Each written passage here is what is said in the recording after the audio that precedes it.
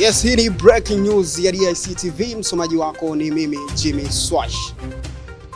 Katika hali isiyo ya kawaida, mwanaume mmoja anayekadiriwa kuwa na umri wa miaka 30 aliyefahamika kwa jina la Yesu wa Nazareti amefufuka.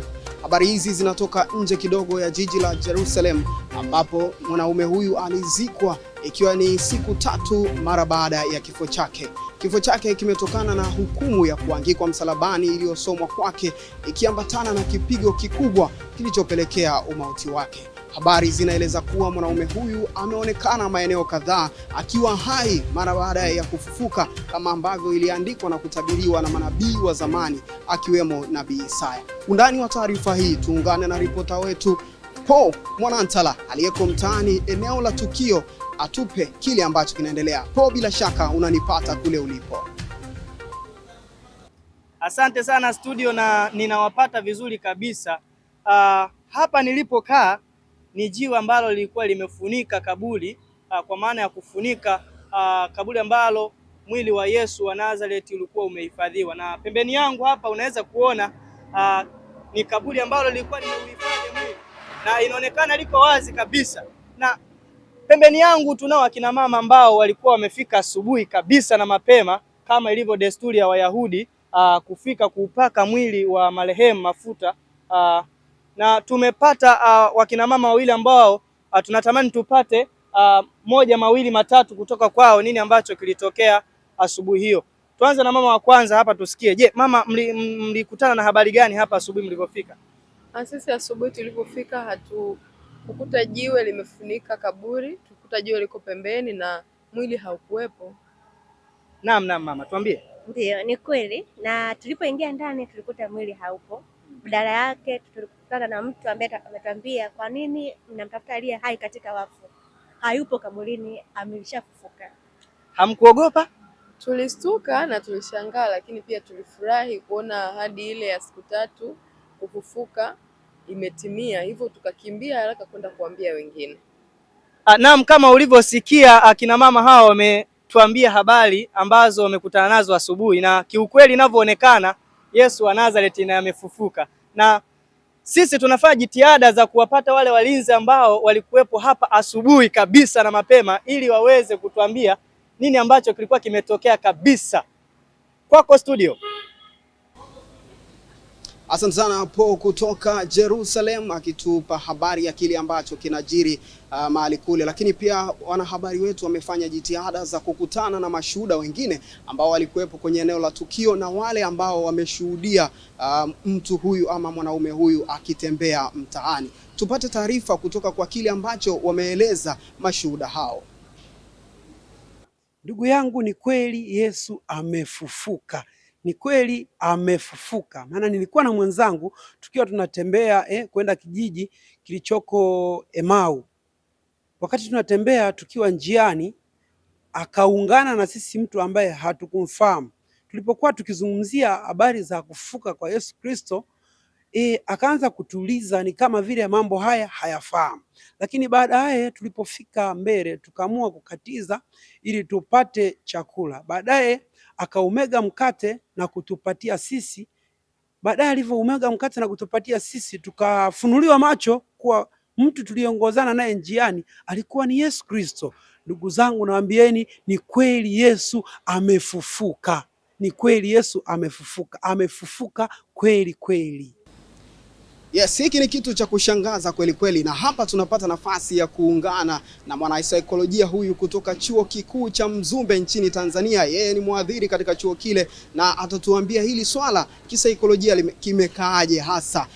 Tuambie ndugu Ibrahim Kenuka, wewe ni mtaalamu wa saikolojia, jambo hili limetokea, tuambie kisaikolojia limekaaje pengine. Naam, ndugu mtangazaji, na kupata vizuri kabisa. Na mimi ambacho naweza nikasema, kwa kweli hii swala nimelisikia pia, na baada ya kutrendi sana na nimelisikia, na kisaikolojia naweza nikasema ni kawaida kwa binadamu, hasa watu ambao wanaondokewa na wapendwa wao waliowapenda sana. Ni kawaida wanakuwa wanapata yale maluelue au kuna muda unaona kama anakutokea kwenye ndoto. Kuna muda mwingine mtu unapata tu maluelue kama unamuona huyo mtu aliyekufa, lakini sio kweli kwamba uko naye eneo hilo. Naweza nikasema ni kawaida jambo hili kutokea kwa watu. Kwa hiyo unataka kutuambia nini juu ya hiki ambacho kimetokea cha kijana huyu Yesu wa Nazareti kufufuka, na taarifa hizi ambazo bado zinasambaa mitaani? Kuhusu hili jambo sasa linaleta utata kidogo, ndugu mtangazaji, kwa sababu kuna watu ambao ni nje kabisa ya uhusiano naye na huyu mtu ambao wanathibitisha pia kwamba wamekutana naye, amewatokea, na kuna wengine hadi wanasema walitembea naye barabarani.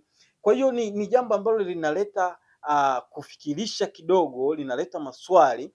Ingekuwa tu ni ile familia yake ndio inazungumza kuhusu kufufuka kwake, tungesema pengine ni maluelue au saikolojia, wameathirika kisaikolojia. Lakini linapokuja swala la kwamba hadi watu wa nje ya familia pia wanathibitisha hili, ni jambo ambalo kisaikolojia hatuwezi kulielezea vizuri, kwa sababu pia naweza nikakupa mfano.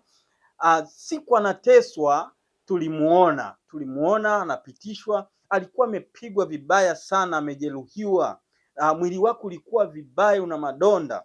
Lakini kusema siku ya 3 tu kwamba mwili umepona na anaweza kutembea na kukutana na watu, ni jambo ambalo sio la kawaida, ndugu mtangazaji, sio la kawaida kabisa. Kibinadamu tunashindwa kulielezea. Hata ukimchukua daktari kuelezea hili jambo tunashindwa, hataweza kukupa ushahidi wa moja kwa moja kwamba inawezekana. Lakini nikikumbuka kuna stori zilizagaa kwamba amesema atafufuka siku ya 3.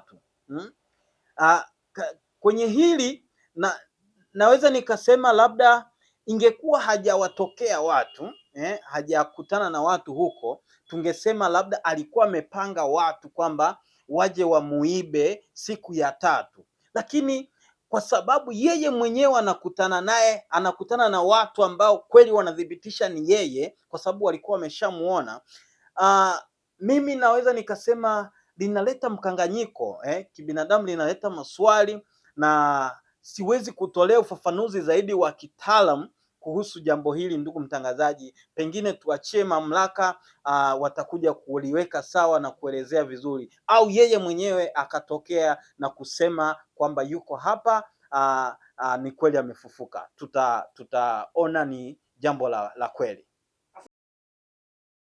Yes, huyo ni mwanasaikolojia mhadhiri kutoka Chuo Kikuu cha Mzumbe hapa Tanzania, kule Morogoro, akieleza namna ambavyo wanasaikolojia wanaelewa jambo hili na ugumu pengine wa hiki ambacho kimetokea. Lakini mpaka tunaingia studioni hapa kwenye chumba cha habari ni kwamba jeshi la polisi tayari limethibitisha ya kwamba mtu huyu ameonekana. Kwa hiyo ni dhahiri shahiri kwamba hakika amefufuka kweli kweli. Maeneo mengi duniani wale ambao walikuwa wanamwamini sasa hivi ni shamra, kelele ni nyingi, watu wanashangilia kweli kweli, kwa sababu ni kitu ambacho walikuwa wanakisubiri, ikizingatiwa kwamba mwanaume huyu alisema mara baada ya kufariki siku ya 3 atafufuka, na amefufuka. Basi ni kuache na kibao cha Bam Bam, kibao ambacho kimetungwa leo kwa ajili ya kusherehekea kufufuka kwa mwanaume huyu Yesu wa Nazareti. Ni kuache na kibao hicho sasa, na nikutakia usiku mwema.